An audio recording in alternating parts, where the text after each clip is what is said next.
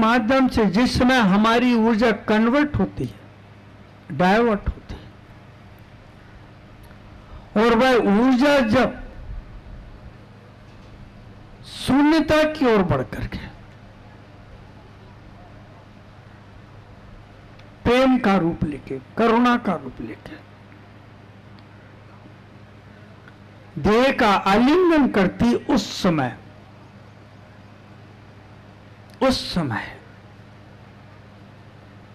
उस क्रिया से, उस संबंध से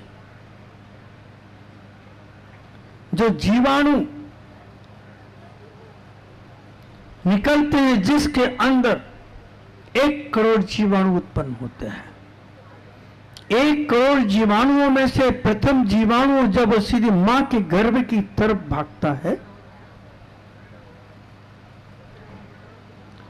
और गर्भ में प्रवेश करता है, तो गर्भ का मुंह बंद हो जाता है।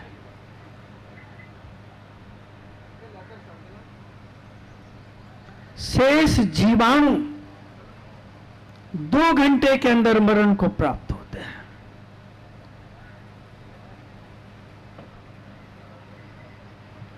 वो एक जीवाणु कितनी प्रतियोगिता के साथ, प्रतिस्पर्धा के साथ, कितनी गति से मां के गर्भ की तरफ चला होगा,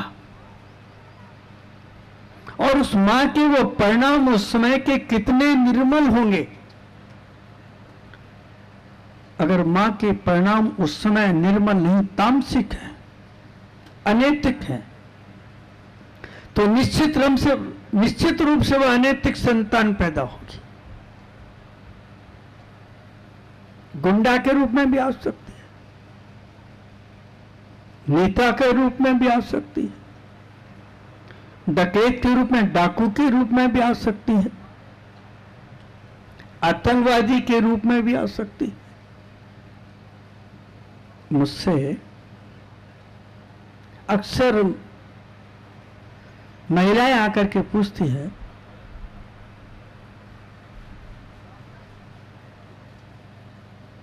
कि मेरा बेटा बिगड़ गया, सुनता नहीं, हरकतें खराब है। अक्सर ये सवाल लेकर के आते हैं।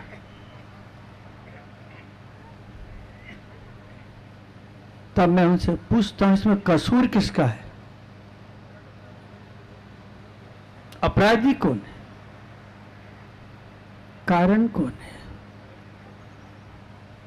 बेटा बिगड़ा है तो कारण क्या है?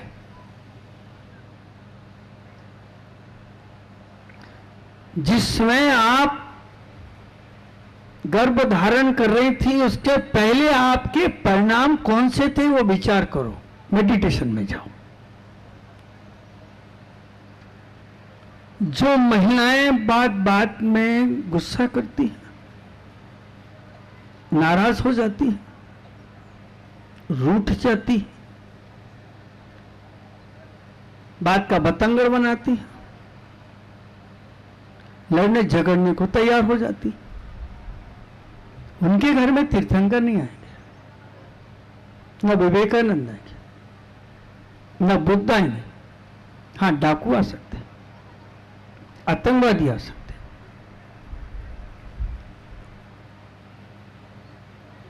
मां बाप की हत्या करने वाले भी आ सकते हैं। वो क्षण तुम्हारा कौन सा था, उस अतीत में जाओ। गर्भधारण के समय और 9 महीने के काल में तुम्हारे विचार कैसे थे, तुम्हारे विचारों का परिणाम वो तुम्हारी संतान है। अगर इस धरा पर कहीं राम का जन्म होता है, कहीं कृष्ण का जन्म होता है, कहीं महावीर का जन्म होता है, बुद्ध का जन्म होता है,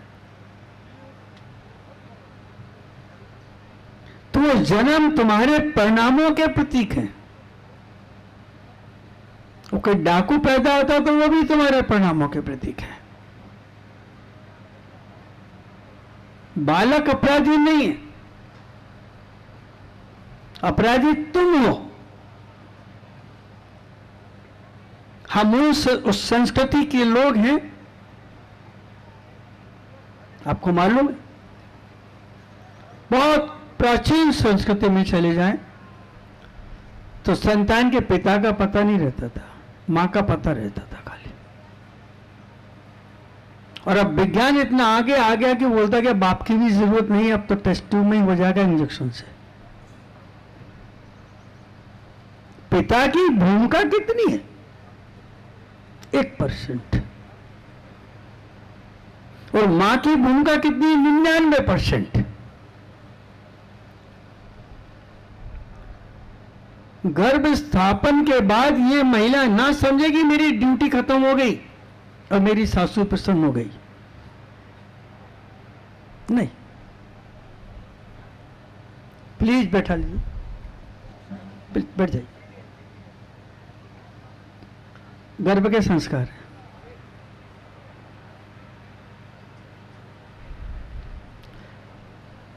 मां की ड्यूटी अब प्रारंभ हुई। 9 महीने तक मां उस जीवन को, उस अननोन आत्मा को कैसे संभालेगी? पिक्चर देख के, टीवी के सामने बैठ करके, पापड़ बेल के, बाजार घूम के, शॉपिंग करके समय काटेगी? नहीं।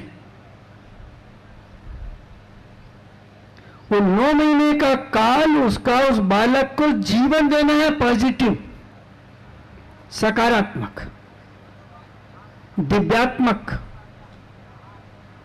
एक ऐसा जीवन जिस जीवन के अंदर दिव्य ज्योति प्रकट हो, जो परमात्मा का रूप लेकर के धरा पर उतरे, तो तुम्हारा पंचकरण संभव होगा।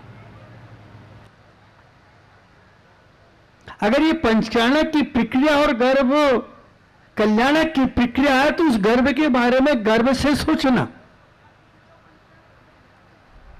जिन्होंने गर्भ से जन्म दिया है उनका ही गर्भ कल्याणक है। यहां पे चोरी चपाटी से नहीं, अनैतिक तरीके से भी नहीं। गर्भाधान से लेकर के जन्म लेने तक मां का एक एक पल, एक एक क्षण ध्यान के साथ व्यतीत होना चाहिए। और वो थॉट, वो क्रिया, वो आचरण, वो व्यवहार होना चाहिए जो गर्भ के लिए हानिकारक ना हो। जो आ रही है आत्मा, उसकी विकृति में कारण ना हो। अब वो उसकी साधना का काल है, उपासना का काल है, ठहरने का काल है, एक दिव्यात्मा की मां कहलाने का काल है। घूमने का नहीं, मौज मस्ती का नहीं, और लड़ने झगड़ने का नहीं। आप जानते हैं गर्भ के संस्कार ही हमारे जीवन का निर्माण करते हैं। बाहर आने के बाद तो संसार अपने संस्कारों को देता और अपने जैसा बनाने की कोशिश करता है। जितना आप मेडिटेशन में, वो गर्भवती स्त्री जितनी मेडिटेशन में जाएगी, ध्यान में जाएगी, शुभ विचारों में जाएगी, कांस्टेंट होगी, आनंदित होगी, वो क्रोध से, मान से, माया से, लोभ से, आकांक्षाओं से रहित होगी, शिकायत से, गुस्से से रहित होगी, और जितनी अपनी ऊर्जा को वह कांस्टेंट करेगी उस बालक के लिए, तो गर्भ के अंदर वह बालक तीर्थंकर बन रहा होगा, बुद्ध बन रहा होगा, महावीर बन रहा होगा,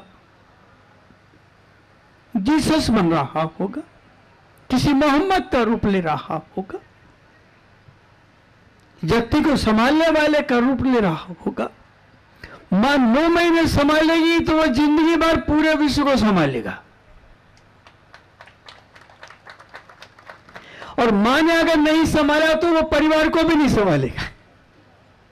मेडिटेशन, प्लीज ध्यान, केवल ज्ञान की प्राप्ति ध्यान के माध्यम से है, और निर्वाण की प्राप्ति ध्यान के माध्यम से है, और शांति की प्राप्ति भी ध्यान के माध्यम से है।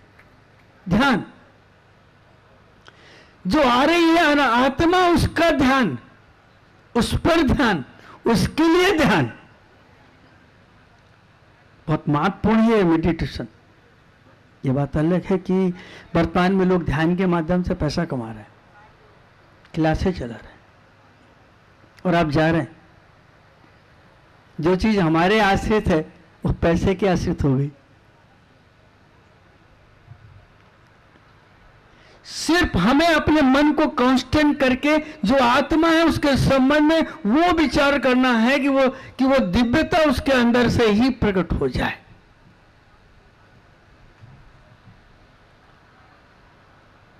आपके बालक जब बड़े होने लगते हैं तो अपनी जिंदगी के बारे में सोचते हैं, हम ऐसी सर्विस करेंगे, हम ऐसा कमाएंगे, हम ऐसी शादी करेंगे, यहाँ घूमने जाएंगे, ये करेंगे, वो करेंगे। आउटर में तो गर्भवती महिला को भी सोचना चाहिए कि मेरे गर्भ में जो इंसान आत्मा है मैं उसे भगवान का रूप दूंगी, और मैं ऐसा कोई भी विकार, निगेटिव विचार नहीं करूंगी कि जिससे मेरे कोप से कोई राक्षस पैदा हो जाए, या रावण पैदा हो जाए, कंस पैदा हो जाए, या अनैतिक आत्मा पैदा हो जाए जो मुझे ही मारने लग जाए। गर्भ कल्याणक, वहां ऊर्जा को कलेक्ट करना है, और कलेक्ट करने के बाद हमें वो संस्कार देना है जो आज तक नहीं दिए, और वो संस्कार मां देगी, बाप नहीं देगा। वो 1% है, ज्यादा नहीं। हो सकता है डिलीवरी के साथ पहुंच नहीं पाएगा, आई एम सॉरी मैं विदेश जा रहा हूं। हो सकता है व्यापार में, नौकरियां में काम कर रहा हूं।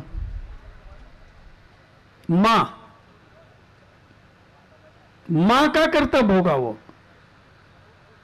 और वो कर्तव्य मां त्रिशला ने, मां मरुदेवी ने पता नहीं कितने भाव से संभाला होगा उन परिणामों को, तो वो आज भी आप संभाल सकते हैं अपने जीवन में।